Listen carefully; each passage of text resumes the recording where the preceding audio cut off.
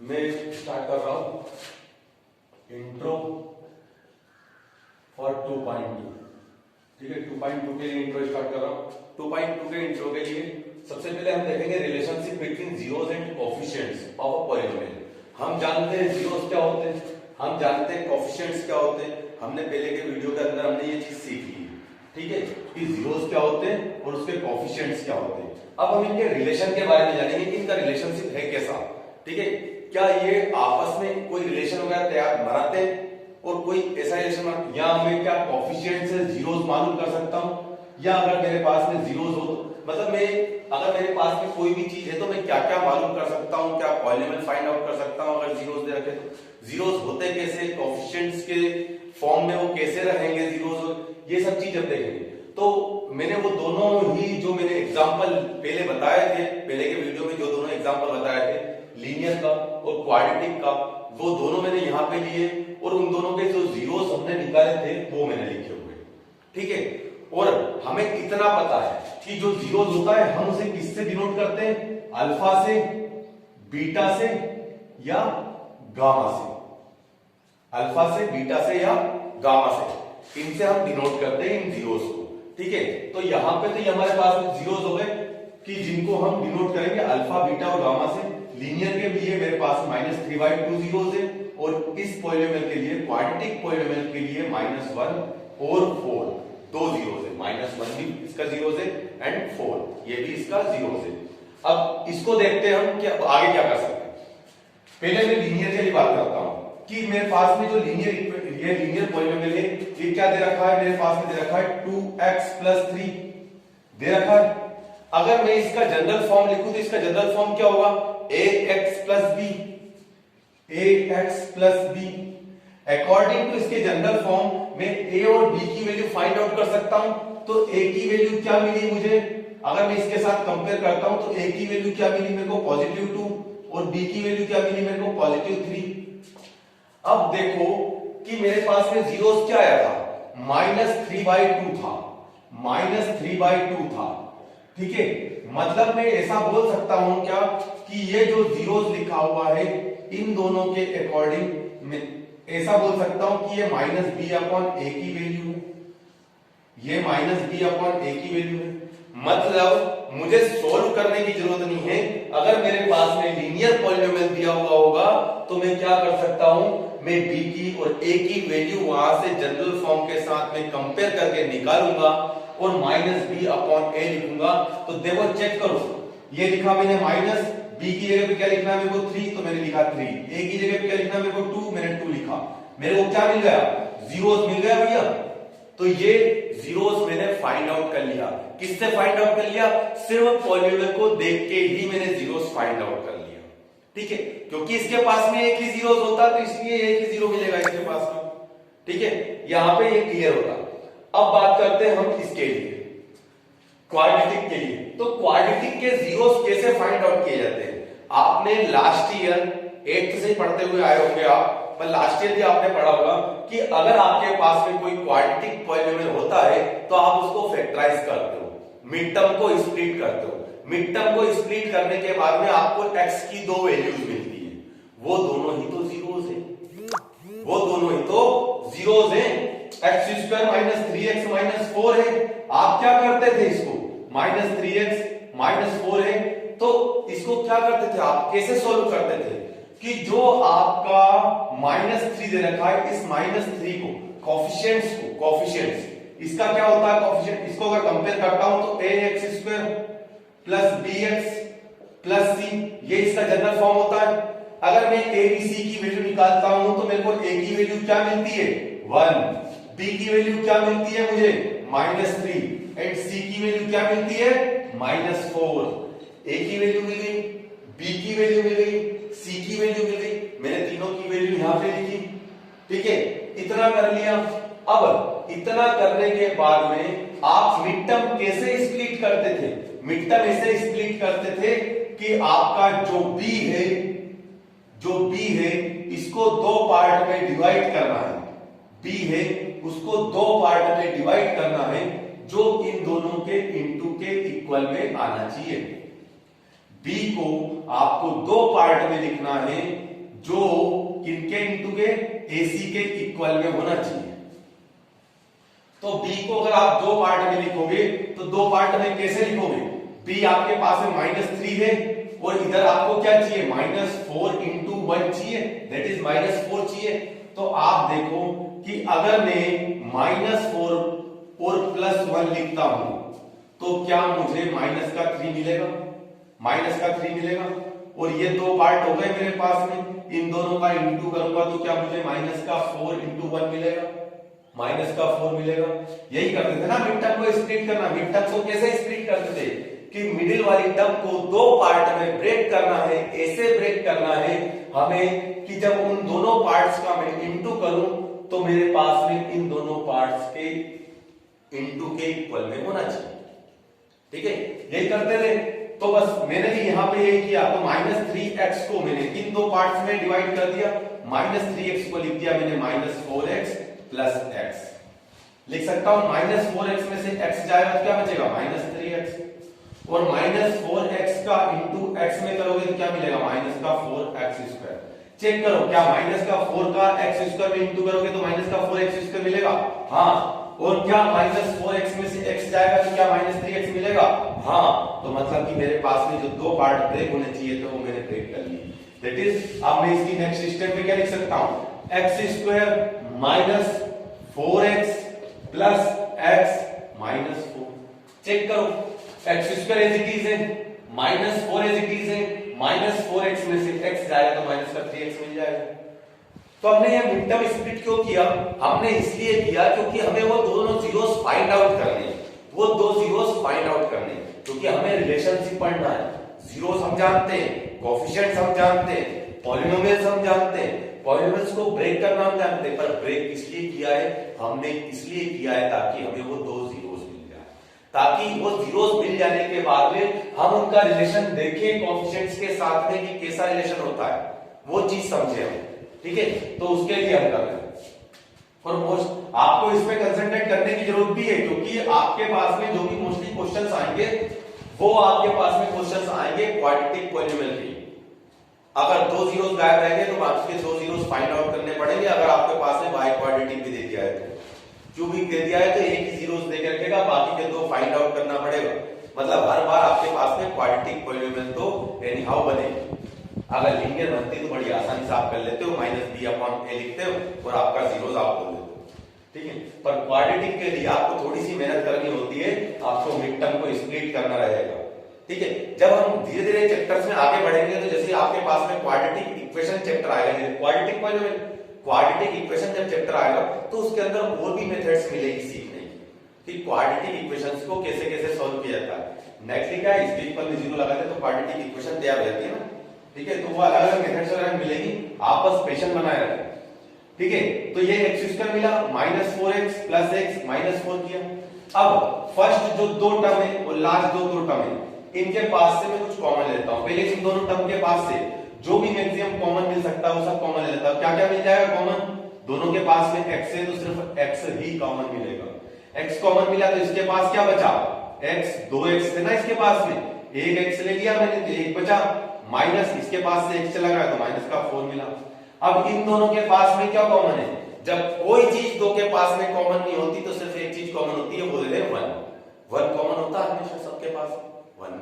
1 सभी का फैक्टर होता है ना, तो बस 1 सभी का फैक्टर होता है, इन दोनों का फैक्टर भी, मतलब 1 मुझे कॉमन मिल जाएगा। अब ये मैंने +1 कॉमन ले लिया तो क्या बचा मेरे पास में? प्लस का 1 कॉमन ले लिया तो इसके पास में x बचा, इसके पास में -4 बचा। अब ये जो दो पार्ट्स बच गए इनके पास से भी मैं कॉमन ले लेता हूं, तो दोनों के पास से क्या कॉमन ले सकता हूं मैं? इन दोनों के पास में मेरे को कॉमन चीज दिखाई दे रही है x -4 मैंने x -4 इधर कॉमन ले लिया तो क्या बचा इसके पास में? x और इधर क्या बचा? +1। ठीक है, 1 बाय 1 मैंने ब्रैकेट के एक ब्रैकेट के इक्वल में 0 रखा, तो x -4 = 0 रखा तो मुझे मिला x = 4। और जब मैंने x + 1 = 0 रखा तो x मिला मुझे -1। ये दो वैल्यूज मिली। चेक करो क्या ये दोनों वैल्यूज -1 और 4 यहां लिखी हुई है? हाँ, यहां भी लिखी हुई है। हमने पहले ही तो बताया था कि -1 और 4 इसके जीरोस है, तो आंसर तो आपका -1 और 4 ठीक है, ये तो x की वैल्यूज मिल गई आपको, ये जीरोस मिल गए, मतलब यहां पे आपके पास में आप बोल सकते हो कि अल्फा इज इक्वल टू 4 मिला and beta is equal to -1 मिला। इनका ऑर्डर भी चेंज कर सकते हो, अल्फा इज इक्वल टू आपने भी 4 बोला हुआ, -1 भी बोल सकते हैं, ऐसा कोई फर्क नहीं पड़ता। ठीक है, ये दोनों चीज मिली, कोई दिक्कत किसी को? मेरे हिसाब से तो किसी को कोई दिक्कत नहीं होगी, इतना समझने में। ठीक, अब आगे बढ़ते हैं कि अब रिलेशन जानते हैं कि इनके बीच में रिलेशन है क्या। मैं इसको रख रहा हूं, देखो यहां पे मुझे अल्फा इज इक्वल टू 4 मिला, अल्फा इज इक्वल टू क्या मिला 4, बीटा इज इक्वल टू क्या मिला -1। अब मैं इसके साथ में अगर रिलेशन बनाने की कोशिश करूंगा तो लेकिन ये मेरे पास में कोएफिशिएंट्स लिखे हुए हैं, ठीक है, मैंने ये कोएफिशिएंट लिख दिए, इनकी जरूरत पड़ेगी हमें, तो ये कोएफिशिएंट्स लिखे हुए, ये अल्फा और बीटा की वैल्यू मिली। यहां पे जब आप रिलेशन बनाओगे तो आप जब दोनों जीरोस का सम करोगे, मतलब sum of zeros, that is alpha plus beta, वो करोगे तो अल्फा को आपने 4 प्लस बीटा की वैल्यू क्या है -1, इसको सोल्व किया तो 4 प्लस -1 दैट इज क्या मिला 3। ठीक है, अगर दोनों का प्रोडक्ट करोगे, मतलब कि प्रोडक्ट ऑफ जीरोस में थोड़ा सा गैप देके लिख लेता हूं, ताकि क्योंकि मेरे को कुछ और भी करना है वहां पे। प्रोडक्ट ऑफ जीरोस क्या रहेगा, अल्फा इंटू बीटा। अल्फा की वैल्यू क्या है मेरे पास में, अल्फा की वैल्यू 4, बीटा की वैल्यू कितनी है -1, कितना मिला -4, ये दूसरी चीज मिली। क्या देखो, अगर मैं इस 3 को इन कोएफिशिएंट्स के थ्रू लाने की कोशिश करूं तो मैं क्या ऐसा बोल सकता हूं कि जो सम ऑफ जीरोस है मैं उसको ऐसा भी लिख सकता हूं कि -b/a लिख सकता हूं क्या? अगर -b/a लिख सकता हूं तो देखता हूं, चेक करता हूं, मैंने माइनस में ये लिखा, b की वैल्यू क्या है -3, मैंने ये -3 लिखा, a की वैल्यू क्या है मेरे पास में 1, मैंने लिखा, इसको सोल्व किया, क्या मिला मुझे 3 मिला 3, इधर भी तो 3 मिला है, इधर भी 3 मिला, मतलब मैं फॉर क्वाड्रेटिक पॉलिनोमियल ये बोल सकता हूं कि जो सम ऑफ जीरोस रहेगा वो क्या रहेगा -b/a। ये आपका एक फॉर्मूला क्रिएट हो, ठीक, मतलब आप इंडायरेक्टली क्या बोल सकते हो कि sum of zeros is equal to -b/a। अगर मैं पूछता हूं कि सम ऑफ जीरोस क्या होता है फॉर क्वाड्रेटिक पॉलिनोमियल, तो आप बोलोगे -b/a। मैंने पूछा अल्फा प्लस बीटा क्या रहेगा फॉर क्वाड्रेटिक पॉलिनोमियल, तो आप बोलोगे -b/a। मैंने पूछा -b/a क्वाड्रेटिक पॉलिनोमियल में क्या होता है, सम ऑफ जीरोस, ये आपका आंसर रहेगा। ठीक है, तो ये चीज आ गई। दूसरा, ऐसे ही देखता हूं मैं कि अल्फा इंटू बीटा ये मेरे को कैसे मिला होगा, तो मैंने देखा ये मेरे पास में -4 लिखा हुआ, इधर क्या लिखा हुआ है नीचे 1, मतलब क्या मैं c/a करूं, पहले मैंने -b/a कर दिया, अब c/a करूं तो क्या मुझे ये मिल जाएगा। तो मैंने c की वैल्यू रखी क्या -4, a की वैल्यू क्या रखी 1, क्या मिला मुझे -4, ये भी तो -4 मिला, मतलब मैं बोल सकता हूं कि जो अल्फा इंटू बीटा है उसको मैं c/a बोल सकता हूं, मतलब मैं प्रोडक्ट ऑफ जीरोस को c/a बोल सकता हूं। तो यहां पे हमारे पास में दो चीजें निकल के आई, क्या, एक निकल के आया for a quadratic polynomial sum of zeros is that is alpha plus beta is -b/a and product of zeros for a quadratic polynomial that is alpha into beta is c/a। ये दो चीजें निकल के आई, मतलब रिलेशन क्या निकला उनके बीच में, रिलेशनशिप क्या रही कि भैया रिलेशनशिप ये रही कि जब आप क्वाड्रेटिक पॉलिनोमियल में दोनों जीरोस का सम करोगे तो वो दो कोएफिशिएंट्स के रेशियो दैट इज -b/a के इक्वल में रहेगा। कोएफिशिएंट्स के साथ भी तो रिलेशन बनाया भैया, इसके अलावा कुछ है क्या? कोएफिशिएंट्स तो है, a b c क्या है, कोएफिशिएंट्स है, हमने पहले ही देखा था, पढ़ा था ये, तो ये a b c कोएफिशिएंट्स है, तो कोएफिशिएंट्स के साथ में कुछ रिलेशन बनाया इसने, इसने बोला कि भैया सम ऑफ जीरो जो रहेगा वो उनके दो कोएफिशिएंट्स हैं जो b और a, b अपॉन a के नेगेटिव टर्म्स के इक्वल में रहेगा, माइनस b अपॉन a के इक्वल में रहेगा। ऐसे ही उसने प्रोडक्ट ऑफ जीरोस के बारे में बात करी कि प्रोडक्ट ऑफ जीरोस कोएफिशिएंट्स में कैसा रहेगा, तो हमने बताया c अपॉन a रहेगा। तो यहां पे ये दो चीज निकली। अब हमारे पास में दो चीजें ये मिल चुकी है। हमने क्या सीखा कि अगर मेरे पास में पॉलिनोमियल दिया हुआ है तो जैसा आपने 9th में पढ़ा है, आपने मिड टर्म को स्प्लिट करते थे और बाकी के दो वैल्यूज निकालते थे, तो आप यहां तक फैक्टराइज करते थे। इसके बाद में आपको क्या करना है, इक्वल टू इसके जीरो, इक्वल टू इसके जीरो पर अल्फा और बीटा की वैल्यू निकालेंगे। जो दो एक्स की वैल्यू निकलेगी वो एक अल्फा की रहेगी, एक बीटा की रहेगी। ठीक है, मतलब आपने मिड टर्म को स्प्लिट करना सीखा। हम और भी क्वेश्चन करेंगे, ऐसा नहीं है कि सिर्फ इतने क्वेश्चंस पे आपका खत्म हो गया, और भी क्वेश्चन करेंगे जो वैरायटी के क्वेश्चंस वगैरह रहेंगे। मैं वो सारे क्वेश्चंस वगैरह करवाऊंगा ताकि तुम लोगों के पास में जो भी डाउट्स वगैरह वो सारे डाउट्स क्लियर हो जाए। मेरी कोशिश यही रहेगी कि आपके दिल के अंदर कोई क्वेश्चन जो रेज हो रहा हो उसका आंसर मैं खुद पहले ही दे दूं, ठीक है ना, क्योंकि क्लासेस के अंदर मैंने तो वीडियो तैयार करके बना दिया आप लोगों को, आप लोग सिर्फ देख रहे हो। अब जो क्वेश्चन रेज हुआ उस क्वेश्चन को मेरे को जानना है कि मैं कोशिश ये करूं कि मैं जान लूं वो क्वेश्चन जो आपके दिल में उठ सकता है और मैं उसका आंसर पहले ही दे दूं, तो ताकि क्लियर हो जाए। फिर भी अगर कोई डाउट्स होते हैं आपके तो कमेंट्स के अंदर डालो, उन डाउट्स को मैं क्लियर करूंगा, मैं बैठा हूं, ठीक है। और ऐसा भी हुआ तो हम लाइव क्लासेस भी चालू करेंगे और मैं बिल्कुल पक्का बोल रहा हूं कि मैं लाइव क्लासेस वगैरह निकालूंगा, ठीक है। तो ये हुआ हमारे पास में मिड टर्म को स्प्लिट करके हमने दो वैल्यूज निकाली, अल्फा और बीटा की सम ऑफ जीरोस देखा हमने, प्रोडक्ट ऑफ जीरोस देखा। तो अब मेरे पास में क्या क्या चीजें हो गई, मैंने जो भी बेसिक सीखा था, वो बेसिक कांसेप्ट सीखा था, वो तो मैंने 2.1 के पहले सीख लिया, ठीक है। वो 2.1 कंप्लीट है। 2.2 के लिए जो कांसेप्ट सीखा उसके अंदर हमने ये सीखा कि अगर मेरे पास में पॉलिनोमियल दिया हुआ है तो मैं पॉलिनोमियल दिया हुआ है तो मैं मिड टर्म को स्प्लिट करके दोनों जीरोस निकाल सकता हूं। दूसरा तरीका कि मैं अगर पॉलिनोमियल दिया हुआ है तो sum of zeros product of zeros directly निकाल सकता हूं, that is minus B upon and c upon, ठीक है, वो डायरेक्टली निकाल सकता हूं। अब अगर आपके पास में sum of zeros product of zeros दिया हुआ होगा तब क्या है कि क्या तब आप पॉलिनोमियल तैयार कर सकते हो, चेक करते हैं कैसे, ठीक है। तो प्लीज इसे आप नोट कर लें, इंपॉर्टेंट है, काफी चीजें जानने लायक है इसके अंदर, इसे नोट कर लें, क्योंकि आप जब वेरीफाई करोगे रिलेशंस को तब आपको काफी दिक्कतें आती हैं, आप भूल जाते हो, तो इसको नोट कर लें, ठीक है। फिर मैं आगे बढ़ता हूं क्योंकि मैं इसे रब करने वाला हूं। देखो हमारे पास में मैंने वो सारी चीजें जो जो जरूरत थी मैंने उससे वही नोट रखी। लीनियर को मैंने खत्म कर दिया, मैं क्वाड्रेटिक की बात कर रहा हूं इसलिए मैंने क्वाड्रेटिक पॉलिनोमियल लिखा। इसके जो दोनों जीरोस फाइंड आउट किए थे उन दोनों जीरोस की वैल्यू लिखी हुई है, और sum of zero is equal to क्या होता है minus B upon a, product of zeros क्या होता है सी अपॉन ए, मैंने वो चीज यहाँ पे लिख दी। अब इसके अलावा अगर आपके पास में जैसे सम ऑफ जीरोस दिया हुआ हो कि हमने सम ऑफ जीरोस क्या निकाला था, तो सम ऑफ जीरोस अगर ऑलरेडी आपके पास में दिया हुआ दैट इज हमारे पास में क्या आया था minus B upon A that is 3, और ये क्या आया था मेरे पास में minus B upon A that is 3, और सी अपॉन ए ये क्या आया था मेरे पास में 4 आया, ठीक है। तो क्या नहीं -4 आया था, सी अपॉन -4 आया, ठीक है।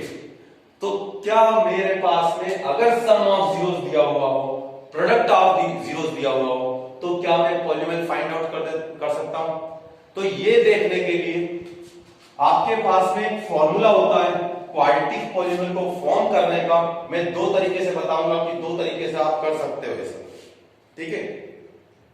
वो दोनों तरीके क्या है वो हम जानेंगे, पर पहले तरीका ये देख लेते हैं कि एक शॉर्ट है मेथड, वो देख लेते हैं कि वो फॉर्मूला होता है x square minus sum of zeros into x plus product of zeros. X square minus in bracket alpha plus beta, bracket के बाहर एक्स प्लस अल्फा बीटा। इसके अंदर जब आप वैल्यू रखोगे तो आपको पॉलिनोमियल मिल जाएगा, आपको पॉलिनोमियल मिल जाएगा जब इसके अंदर वैल्यू रखोगे तो पॉलिनोमियल मिलेगा। चेक करते हैं हम, ये एक्स स्क्वायर रखा माइनस अल्फा प्लस बीटा की वैल्यू क्या दे रखी है 3, ये मैंने 3 लिखा, बाहर क्या है x, प्लस अल्फा बीटा की वैल्यू क्या है मेरे पास में -4, ये रखिए, इसको सोल्व किया, क्या मिला, x square minus 3x plus minus minus 4। क्या मेरे पास में ये वही पॉलिनोमियल मिला है जिससे मैंने जीरोस फाइंड आउट किए थे? तो मैंने देखा हाँ ये तो वही पॉलिनोमियल है। मतलब क्या हुआ, मतलब ये हुआ कि अगर मेरे पास में सिर्फ दो जीरोस दिए हुए हैं तो मैं सम ऑफ जीरोस भी निकाल सकता हूं, प्रोडक्ट ऑफ जीरोस भी निकाल सकता हूं, पॉलिनोमियल भी बता सकता हूं। अगर पॉलिनोमियल दिया हुआ है तो मैं पॉलिनोमियल दिया हुआ है तो मैं दोनों जीरोस भी निकाल सकता हूं, सम ऑफ जीरोस भी निकाल सकता हूं, प्रोडक्ट ऑफ जीरोस भी निकाल सकता हूं। अगर मेरे पास में सिर्फ सम ऑफ जीरोस दिया हुआ, प्रोडक्ट ऑफ जीरोस दिया हुआ है तो मैं पॉलिनोमियल बना सकता हूं और दोनों जीरोस भी फाइंड आउट। मतलब कि कोई भी आपके पास या तो दोनों जीरोस दे दे, या सम एंड प्रोडक्ट ऑफ जीरोस दे दे, या पॉलिनोमियल दे दे, आप बाकी की सारी चीज फाइंड आउट कर सकते हैं।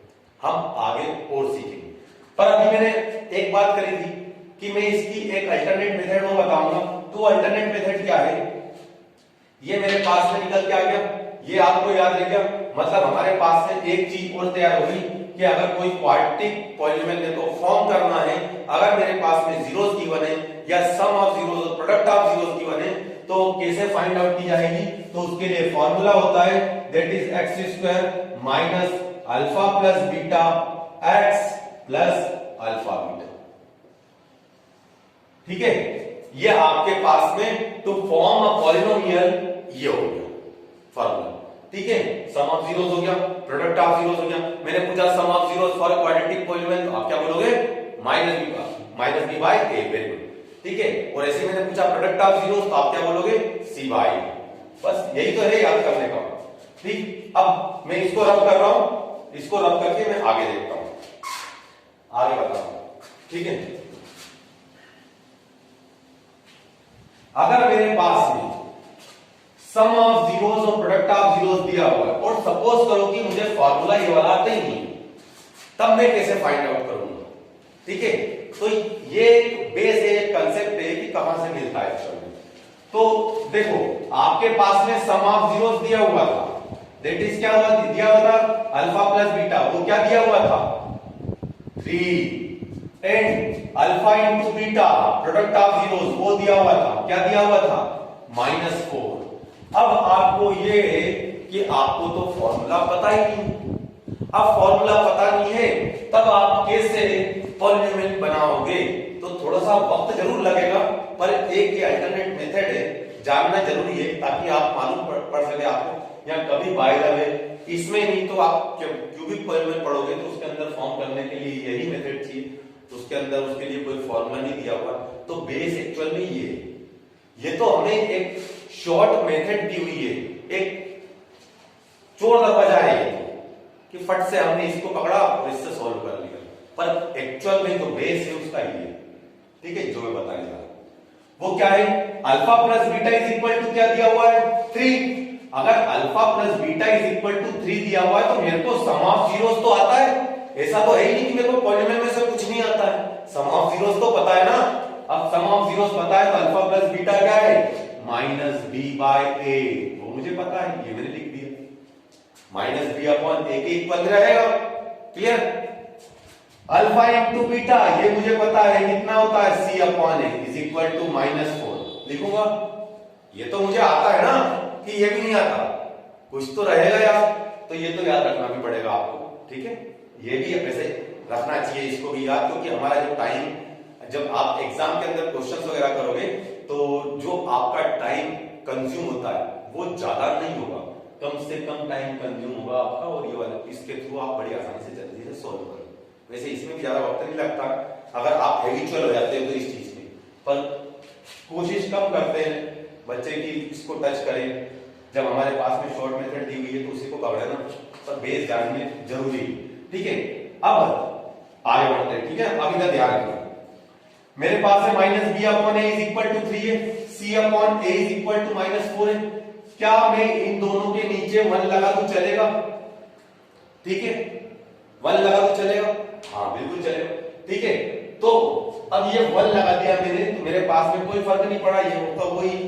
ठीक है, अब आपका क्वेश्चन ये है कि सर अगर मान लो यहां पे 3/2 दे रखा है ऑलरेडी पहले से दे रखा है तो फिर 1 लगाने की जरूरत पड़ेगी क्या? तो फिर काय को 1 लगाओगे, आपके पास में ऑलरेडी दे रखा है।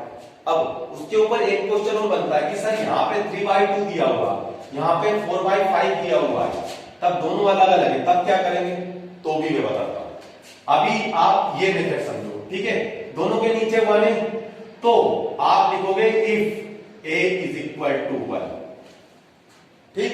If a is equal to 1 then put the value of a here and put the value of a here, ठीक है? अगर मैं यहां पे a की वैल्यू पुट करता हूं तो -b/1 इज इक्वल टू 3/1, ठीक है? मैंने आपका ये क्वेश्चन होगा a इज इक्वल टू 1 क्यों लिया? मैंने देखा कि a के सामने क्या है? 1 है, तो मैंने इसलिए 1 लिया। अगर आपका सपोज करो कि 2/3 होता और यहां 4/5 होता, तब आप a इज इक्वल टू क्या लेते? आप a इज इक्वल टू दोनों में से 3 या 5 में से कुछ भी आप एज्यूम कर सकते थे। 3 के एज्यूम कर सकते थे, 5 के एज्यूम कर सकते थे। इससे आपकी जो पॉलिनोमियल मिलेगा उसमें कोई फर्क नहीं पड़ेगा, ठीक है? वो पॉलिनोमियल वही रहेगा कि जिससे वही जीरोस फाइंड आउट होंगे जो कि जिसका उसने सम ऑफ जीरोस और प्रोडक्ट ऑफ जीरोस दिया होगा, वैसा ही फाइंड आउट होगा, बिल्कुल भी घबराने की नहीं, ठीक है? तो आप a इज इक्वल टू या तो उस टाइम पे 3 लोगे या 5 लोगे, ठीक है? पर मेरे पास में दोनों जगह पे 1 था इसलिए मैंने 1 लिया। जब दोनों जगह पे सेम हो तो आप सेम चीज लो, जब दोनों जगह पे अलग अलग हो तो आपको जो भी ठीक लगता हो दोनों में से वो ले लो। वैसे छोटा नंबर उठाओ, ज्यादा आसान होता है, छोटे के साथ में इनटू डिवाइड वगैरह सब कुछ करना, इसलिए, ठीक है? मैंने इसको रफ कर दिया है, क्वेश्चन तुम्हारा क्लियर कर, ठीक है? तो ये लिखा, तो मेरे को क्या मिला? -b इज इक्वल टू 3 मिला। तो क्या मैं ऐसा बोल सकता हूं b इज इक्वल टू -3? अगर मैं माइनस का इधर इंटू करूंगा तो इधर भी करना पड़ेगा, तो ये माइनस माइनस प्लस हो गया, पर इधर इंटू हुआ तो माइनस का 3। b की वैल्यु क्या मिली? -3। यहां से आपने किया तो c/a की जगह पे आप क्या रखोगे? 1 इज इक्वल टू -4/1। तो c की वैल्यू क्या मिली? -4। अब आपके पास में a की वैल्यू है, b की वैल्यू है, c की वैल्यू है, तो general form of the polynomial क्या होता है? वो होता है ax² plus bx plus c। ये तो जनरल फॉर्म होता है, ये तो याद रहेगा कि हाँ सीधी सी बात है, ये तो याद रहना चाहिए। ax² plus bx plus c, ये आपका क्या हुआ? General form. जब ये जनरल फॉर्म हुआ तो then put the value of a b and c जो आपने फाइंड आउट किए। तो आपने क्या क्या फाइंड आउट की थी? a की जगह पे आपने क्या लिया? 1 इंटू x² प्लस b की वैल्यू क्या है? -3 इंटू x प्लस c की वैल्यू क्या है? -4। सोल्व करते हैं, क्या मिला? x² plus minus 3x plus -4। क्या आपको ये वही पॉलिनोमियल मिला? चेक करो। हाँ वही तो मिला, x² -3x -4। ये एक अल्टरनेट मेथड हो गई, ये बेस ऑफ मेथड है, ठीक है ना? ये बेस है आपको पॉलिनोमियल फाइंड आउट करने का, ये एक तरीका है, ठीक है? ये एक ऐसा तरीका है कि जो किसी भी पॉलिनोमियल को फाइंड आउट कर सकता है अगर हमें उसकी कंडीशंस वगैरह पता है, हमें उसके sum of zeros, product of zeros के रिलेशन पता है। तो आपने रिलेशनशिप तो देख ली between zeros and coefficient, between zeros and coefficients, तो इसको बोलते हैं relationship between zeros and coefficients. हम अभी क्यूबिक के लिए और देखेंगे relationship between zeros and coefficients, ठीक है? तो यहां पे यह आपका क्लियर हुआ। मतलब आपने क्या सीखा? आपको पॉलिनोमियल दिए हुए तो आप सब दोनों जीरोस फाइंड आउट कर सकते हो, उससे sum of zeros, product of zeros निकाल सकते हो, ठीक है?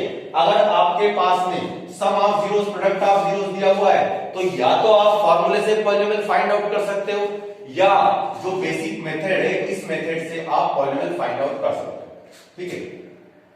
हाँ आपके दिमाग में चल रहा होगा कि यहाँ पे 2/3 4/5 है, तो सर ये क्वेश्चन उसका भी बताओ। पक्का बताऊंगा, जाऊंगा नहीं, ठीक है? तो तब तक इसे नोट करो, इंपॉर्टेंट है, ठीक है ना? नोट करना चाहिए, इसे नोट करो, ठीक? तो अभी तक हमने क्वाड्रेटिक के लिए और लीनियर के लिए देख लिया, ठीक है। अभी क्यूबिक के लिए बताने से पहले वो जो मेथड मैंने बताई थी, जो बेस बताया था कि एक्चुअल बेस ये है, इस बेस के बेस पे सॉल्व करना है हमें। जो हमने मतलब पॉलिनोमियल फाइंड आउट करना था तो सम ऑफ जीरोस दिया हुआ, प्रोडक्ट ऑफ जीरोस दिया हुआ है, और अगर आपको फार्मूला नहीं पता है तो आपको किसके थ्रू फाइंड आउट करना, वो चीज मैंने बताई थी, ठीक है।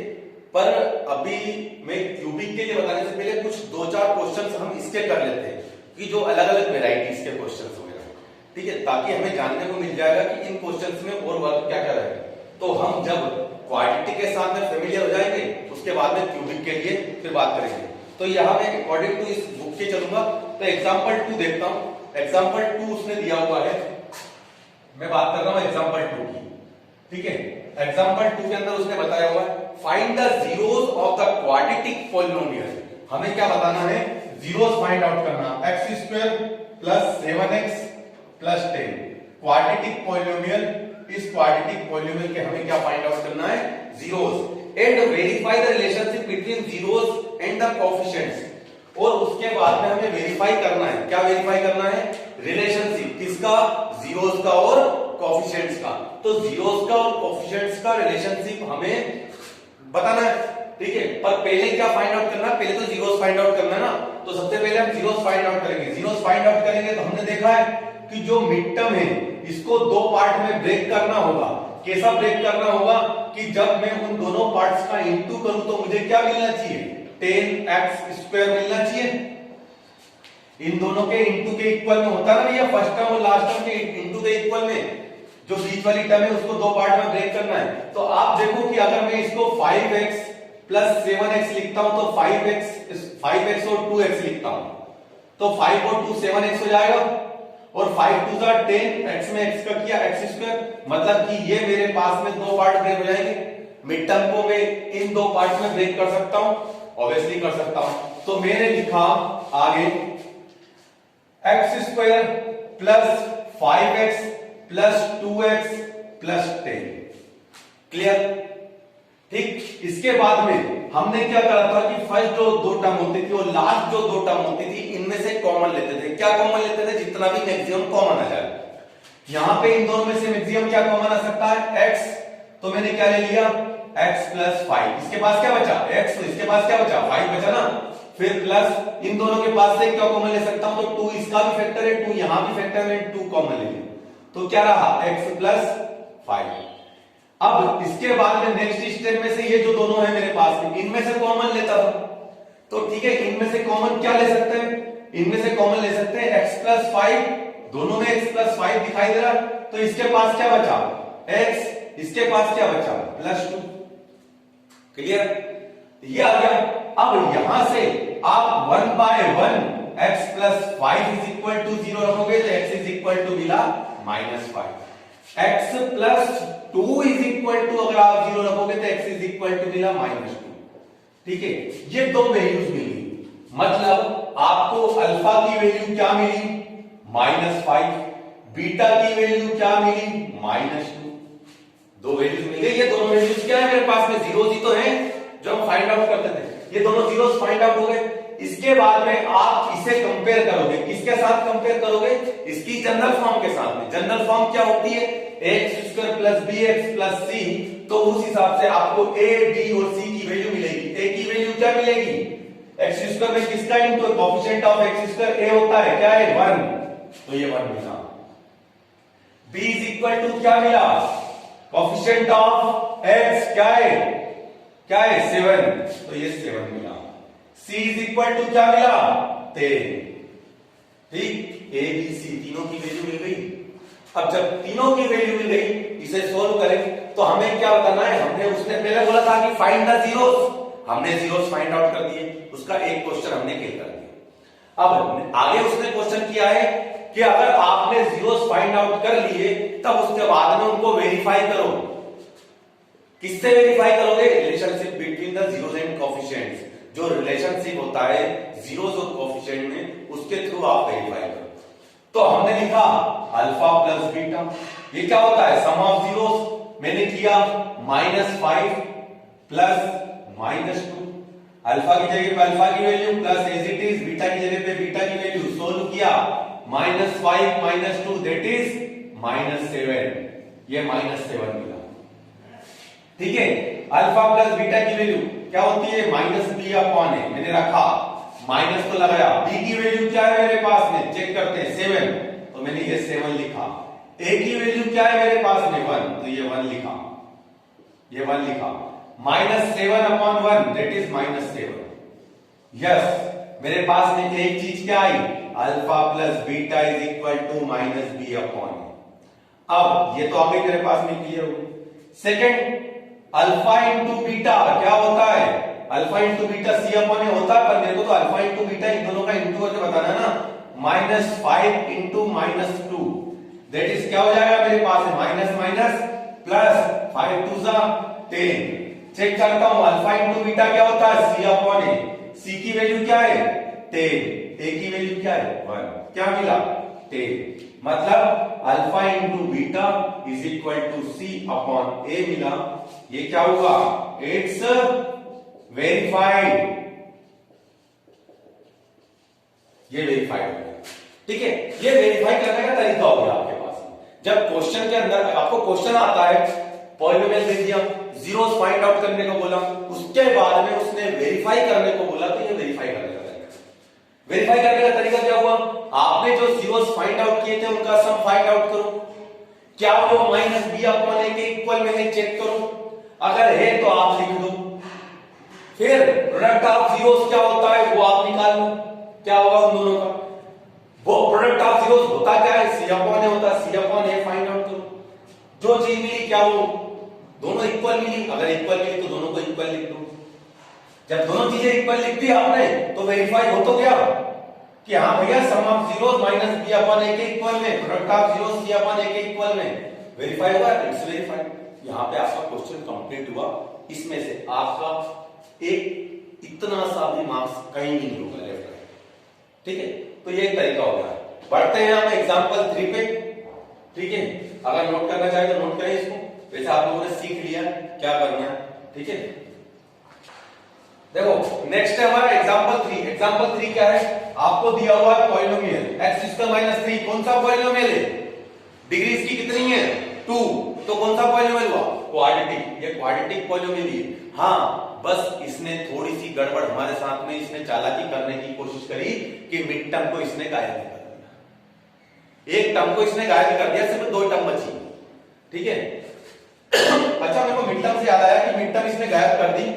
एक्चुअल में अगर मेरे पास में लिखा हुआ है x² + 10 + 7x, मिड टर्म कौन सी है इसमें से, इसमें से मिड टर्म कौन सी है भैया, मिड टर्म कौन सी होगी, सबसे पहले आप क्या करोगे, इनको एक ऑर्डर में लिखोगे। ठीक है, डिसेंडिंग ऑर्डर में लिख लो आप इसको, x²। डिसेंडिंग ऑर्डर कैसे भेजा, आप पावर का ऑर्डर देखना, x² है, फिर x वाली टर्म लिखो, x की पावर 2 है, अब x की पावर 1 वाली टर्म, अब x की पावर 0 वाली टर्म, दैट इज 10। तो जो सेंटर में होगी वो आपकी मिड टर्म रहेगी। अगर आप इसको देख के सोच रहे होंगे कि 10 मिड टर्म है, तो 10 मिड टर्म नहीं है, मिड टर्म होगी 7x। ठीक है, जो बीच में रहती है हमेशा वो मिड टर्म नहीं होती है। आपके पास में वो पॉलिनोमियल किसी एक ऑर्डर में होना चाहिए, असेंडिंग डिसेंडिंग ऑर्डर में हो, फिर बीच में जो टर्म आएगी उसको बोला जाएगा। और वैसे क्वाड्रेटिक पॉलिनोमियल के लिए मिड टर्म की जब आप बात करोगे तो याद रखो कि बीच में जब x लगा हुआ हो, जिस टर्म में x हो वो ही आपकी मिड टर्म रहेगी। ठीक है, एकदम क्वेश्चन याद आ गया था तो मैंने इसको बताया। अब हम आगे बढ़ते हैं हमारे इस वाले क्वेश्चन पे। यहां पे x² - 3 दिया हुआ है, यहां पे से तो टर्म गायब कर दी। कौन सी टर्म गायब करी, मिड टर्म ही गायब करिए, क्योंकि x वाली कोई टर्म नहीं है यहां पे, तो घबराने की कोई जरूरत नहीं है। ठीक है, हमें पता है, हमने सीखा भी है कि मेरे को 3 कैसे मिल सकता है, किसमें किसका इंटू करूं कि मेरे को 3 मिल जाएगा।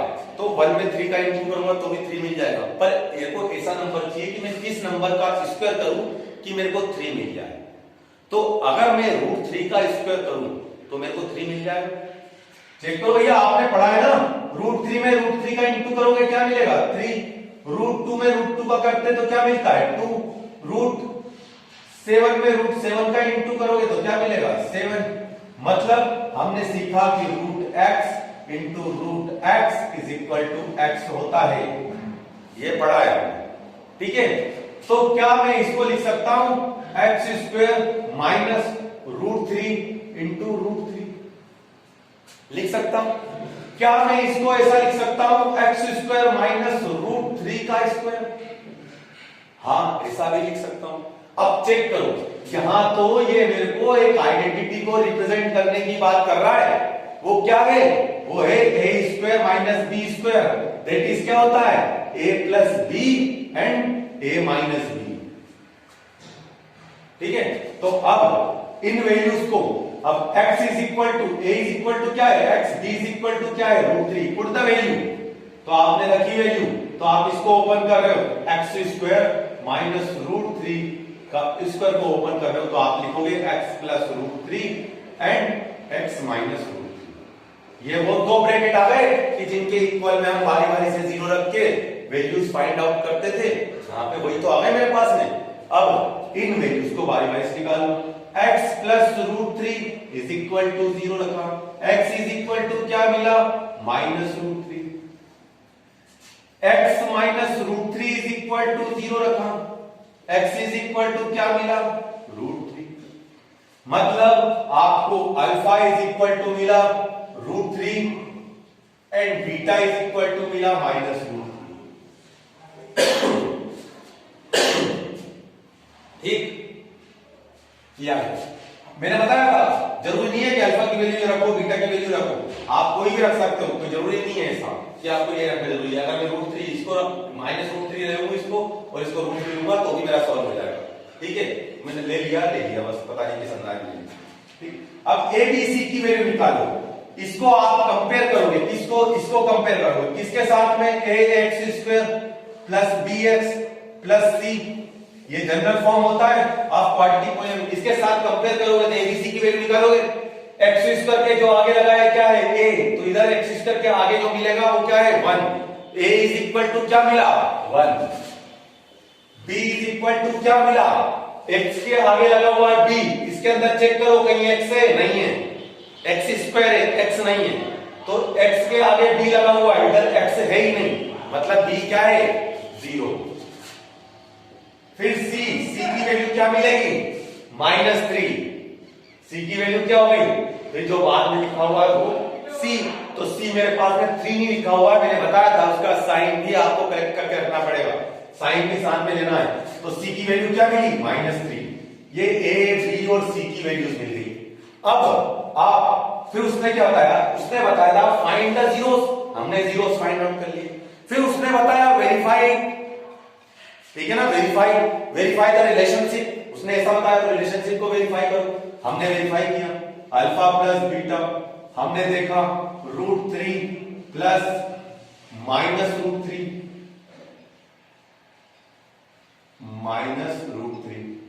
सॉल्व किया, रूट 3 प्लस माइनस रूट 3 से रूट 3 चला गया, क्या मिला 0 मिला। अब मैंने देखा alpha plus beta minus B upon a check किया मैंने क्या होता है, बी की वैल्यू क्या है मेरे पास में 0, तो -0 अपॉन ए की वैल्यू क्या है, ए की वैल्यू 1, तो -0 अपॉन 1 क्या रहेगा 0। अगर डिनोमिनेटर में 0 होता तो इनफाइनाइट मिलता मेरे भाई, अभी ऊपर 0 है तो 0 ही मिलेगा।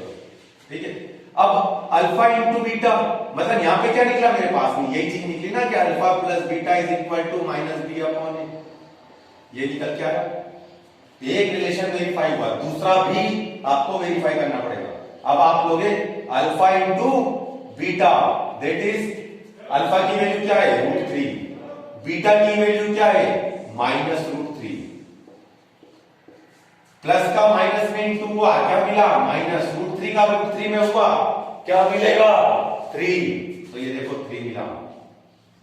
ठीक है, अब चेक करते हैं अल्फा इंटू बीटा क्या होता है सी अपॉन ए, सी की वैल्यू क्या है, सी की वैल्यू क्या है मेरे पास है -3, ये -3, ए की वैल्यू क्या है 1, ये लिखा, ये क्या मिला -3, मतलब क्या मिला alpha into beta is equal to c upon a. ये मिला, ये alpha into beta, alpha plus beta दोनों की वैल्यू वेरीफाई हो गई, तो मैंने लिख दिया इट्स वेरीफाई। क्लियर?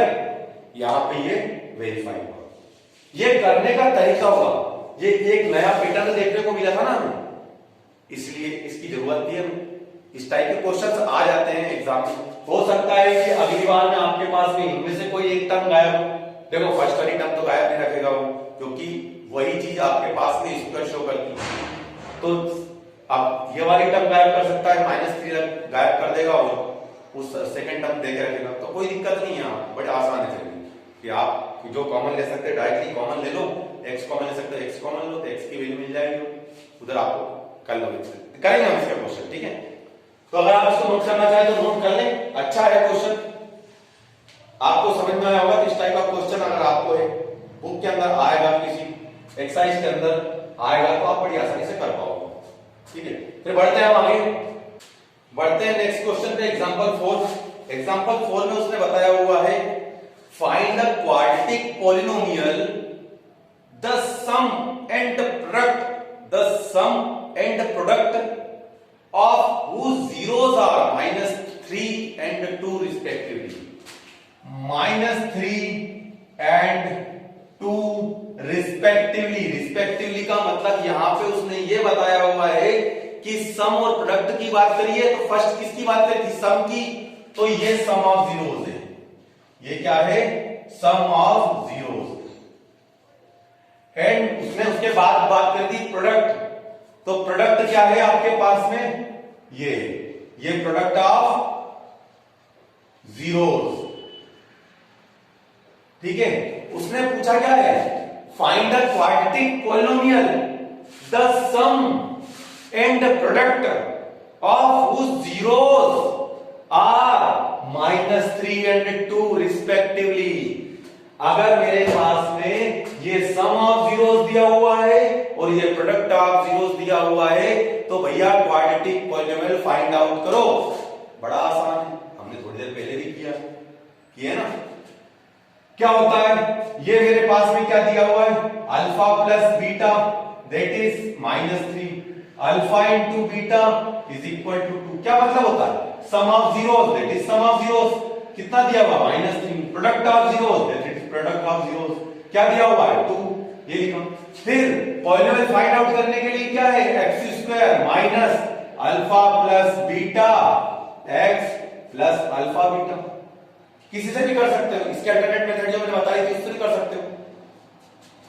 ठीक है, ये मिला, x² तो मैंने एज इट इज लिखा, माइनस एज इट इज लिखा, अल्फा प्लस बीटा की वैल्यू क्या दे रखी है, -3, ये -3 लिखा, ये बाहर x था x लिखा, प्लस था प्लस लिखा, अल्फा प्लस बीटा की वैल्यू क्या दे रखी है 2, ये 2 लिखा। देखो क्या मिला, x² माइनस में माइनस का किया प्लस 3x प्लस 2, तो ये आपके पास में वो पॉलिनोमियल मिल गया कि जिसके जीरोस का सम -3 होता है और उसके जीरोस का प्रोडक्ट 2 होता है। कंप्लीट हुआ। उसने क्या बोला था, find the polynomial sum of zeros and product of zeros -3 and 2 respectively. तो हमने वो लिखा डायरेक्ट फार्मूले के अंदर रखा सॉल्व। ठीक है, ये है तरीका करने का। अल्टरनेट मेथड बताई है मैंने वैसे, पर बाकी जब तक आपको मतलब वो नहीं रहता ऐसे कि जहां पे आपके पास में ऑप्शन है करने के लिए कि आप कोई भी मेथड लगा सकते हो, तो फिर लगाओ ना इसको। अगर नहीं मिलती है तब हम दूसरा कोई क्वेश्चन करते हैं। ठीक है, तो अगर नोट करना चाहे तो नोट कर ले, वैसे ज्यादा कोई है नहीं उसके अंदर कुछ खास, क्योंकि मैं बता चुका हूं, पहले आपने नोट किया है, पहले मैंने नोट करवाया। ठीक है, अब आगे बढ़ते हैं नेक्स्ट एग्जांपल पे। नेक्स्ट क्वेश्चन जो हमें दिया हुआ है, नेक्स्ट क्वेश्चन पे उसने बताया हुआ है कि 3 जीरो दिए हुए हैं आपके पास में ये, और उसने बोला हुआ है कि वेरीफाई करो कि ये इस पॉलिनोमियल के जीरोस है। ये 3 नंबर्स जो दिए हुए हैं उसने बोला है कि वेरीफाई करो कि ये इस पॉलिनोमियल के जीरोस है। पहले तो पॉलिनोमियल देखो क्यूबिक पॉलिनोमियल है, ठीक है, इसलिए इसके पास में 3 जीरोस उसने दे दिए। अब ये 3 जीरोस दे दिए, वेरीफाई करना है, तो वेरीफाई करने का तरीका तो हमें पता है।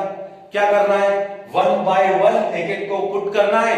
मेरे को अगर इसकी वैल्यू जीरो मिलती है, इसकी पॉलिनोमियल की वैल्यू 0 मिलती है, वैल्यू पुट करने के बाद में तो मैं बोलूंगा कि हाँ ये इसके जीरोस हैं।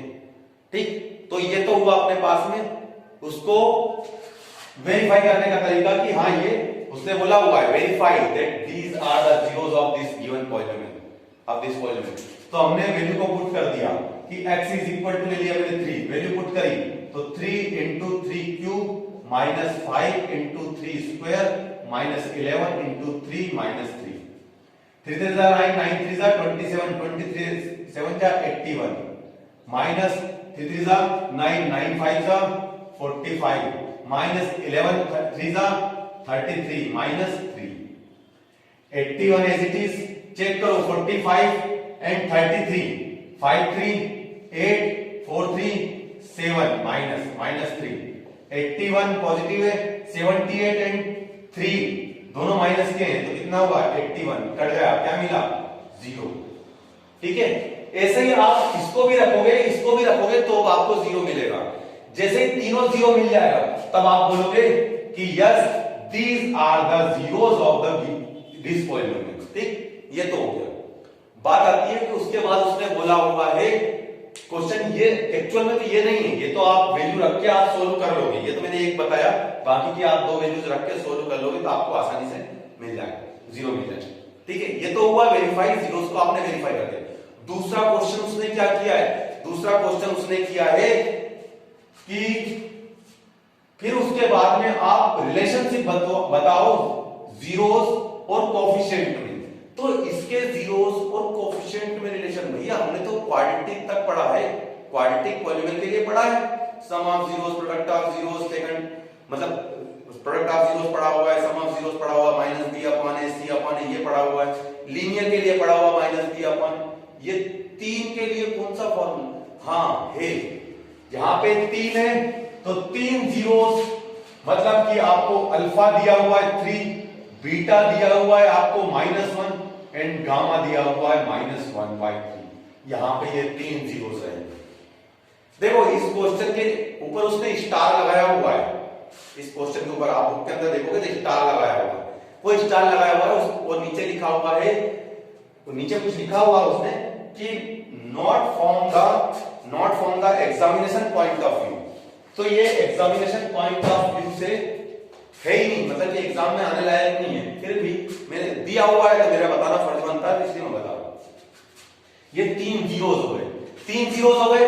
3 जीरोस के बाद में इन तीनों के लिए इसके अलग अलग फॉर्मूले हैं। इसके फॉर्मूले क्या है, इसको बोलते हैं sum of zeros, alpha plus beta plus gamma that is होता है माइनस बी अपॉन ए। पहले भी होता था sum of zeros minus B upon, अभी भी sum of zeros minus B upon a होता है। दूसरा होता था product of zeros, product of zeros alpha into beta into gamma, ये होता है माइनस डी अपॉन ए, ये होता है माइनस डी अपॉन, याद रखने का। ये एक और होता है इसके अंदर कि sum of the product of zeros, sum of the product of zeros taken two at a time, sum of the product of zeros, product sum करना है, किसका सम करना है, प्रोडक्ट ऑफ जीरोस का, alpha into beta, beta into gamma, gamma into alpha, इसको बोलते हैं। ठीक है, इसको मैं और तरीके से ऐसे लिख के, मतलब मैंने बताया है उसको बोलने का तरीका, इसको बोलूंगा मैं alpha into beta plus beta into gamma plus gamma into alpha. ठीक है, तो sum of the product of zeros taken two at a time, दो को एक साथ लेना है आपको, इसको ऐसा बोला जाता है। जैसे इसको बोला जाता है सम ऑफ जीरोस, इसको बोला जाता है प्रोडक्ट ऑफ जीरोस, तो इसको बोला जाता है sum of the product of zeros taken two at a time. ठीक है, और दैट इज क्या होता है, ये होता है सी अपॉन।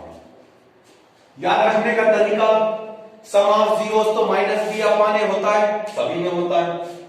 फर्स्ट वाला लीनियर के अंदर वो भी माइनस बी अपॉन ए होता है, क्वाड्रेटिक के अंदर सम ऑफ जीरोस वो भी माइनस बी अपॉन ए होता है, यहां पे भी sum of zeros minus B upon a होता है। फिर प्रोडक्ट ऑफ जीरोस लीनियर में तो होता ही नहीं है, क्वाड्रेटिक में product of zeros alpha into beta c upon a होता है, मतलब जब भी 2 का आप इंटू करोगे सी अपॉन ए लिखना, यहां पे भी 2 का इंटू करा सी अपॉन ए, तो बचा क्या एक जो तीसरा बच गया माइनस डी अपान ए, ये याद रखने का तरीका होगा। अब उसने बताया हुआ है कि आपको रिलेशनशिप वेरीफाई करना है, तो अब वेरीफाई कर लोगे तो आप पहले तो किसको कंपेयर करोगे, क्योंकि एबीसीडी की ये तो आपने 3 वैल्यूज निकाली ना भैया, अभी एबीसीडी की वैल्यूज कहां निकाली, आप इसको कंपेयर करोगे किससे, a x cube plus b x square plus c x plus d से। तो ए की वैल्यू क्या मिली आपको, a is equal to b is equal to c और d इज इक्वल टू क्या क्या मिला चेक करते हैं। a इज इक्वल टू क्या मिला, एक्स क्यूब यहाँ है, एक्स क्यूब यहाँ है, तो a इज इक्वल टू मेरे को 3 मिला। b इज इक्वल टू क्या मिला, एक्स स्क्वायर यहाँ है, एक्स स्क्वायर यहाँ है, तो b इज इक्वल टू क्या मिला, -5 मिला। c इज इक्वल टू क्या मिला, x यहाँ है, x यहाँ है, तो c इज इक्वल टू -11 मिला। d इज इक्वल टू क्या मिला, -3। डन। ये हमारे पास में एबीसीडी की वैल्यू मिली, ये जीरोस की वैल्यू मिली। देन पुट द वैल्यू और सॉल्व करो भैया। Alpha plus beta plus gamma निकाला आपने, क्या किया, 3 प्लस -1 प्लस -1/3 सॉल्व किया, इसको क्या आया, 3 -1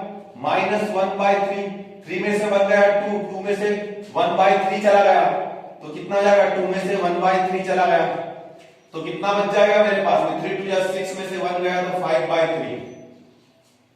ठीक है, ये हो गया मेरे पास में 5/3। चेक करते हैं alpha plus beta plus gamma क्या होता है, -b/a। चेक करते हैं क्या होता है, माइनस तो मैंने ये एज इट इज लिखा, b की वैल्यू क्या है मेरे पास में, ये लिखी -5, तो ये लिखा मैंने -5।